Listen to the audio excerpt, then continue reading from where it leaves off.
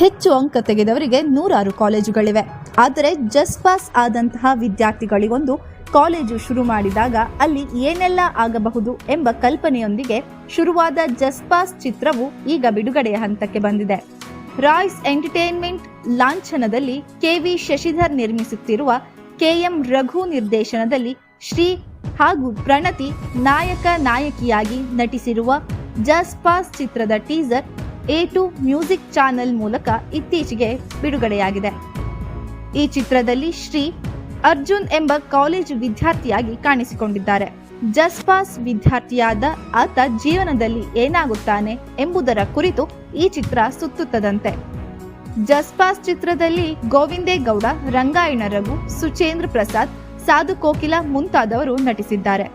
ಚಿತ್ರಕ್ಕೆ ಹರ್ಷವರ್ಧನ್ ರಾಜ್ ಸಂಗೀತ, ರಘು ನಿಡವಳ್ಳಿ ಸಂಭಾಷಣೆ ಹಾಗೂ ಸುಜಯ್ ಕುಮಾರ್ ಛಾಯಾಗ್ರಹಣವಿದೆ. ಜನವರಿ ಕೊನೆಗೆ ಈ ಚಿತ್ರ ಬಿಡುಗಡೆ ಆಗುವ ಸಾಧ್ಯತೆ ಇದೆ. ಕನ್ನಡದಲ್ಲಿ ಕಾಲೇಜು ಹುಡುಗರ ಜೀವನ, ತರಲೆ, ತಾಪತ್ರಯಗಳ ಕುರಿತು ಹಲವು ಚಿತ್ರಗಳು ಬಿಡುಗಡೆಯಾಗಿವೆ. ಆದರೆ ಜಸ್ಟ್ ಪಾಸ್ ಆದ ವಿದ್ಯಾರ್ಥಿಗಳಿಗೆಂದೇ ಯಾವುದೇ ಚಿತ್ರ ಬಂದಿರಲಿಲ್ಲ. ಆ ಕೊರತೆಯನ್ನು ಜಸ್ಟ್ ಪಾಸ್ ನೀಗಿಸಿದ್ದು ಈ ಚಿತ್ರಕ್ಕೆ ಪ್ರೇಕ್ಷಕರು ಹೇಗೆ ಪ್ರತಿಕ್ರಿಯಿಸುತ್ತಾರೆಂದು ಚಿತ್ರ ಬಿಡುಗಡೆಯಾದ ಮೇಲೆ ನೋಡಬೇಕಿದೆ.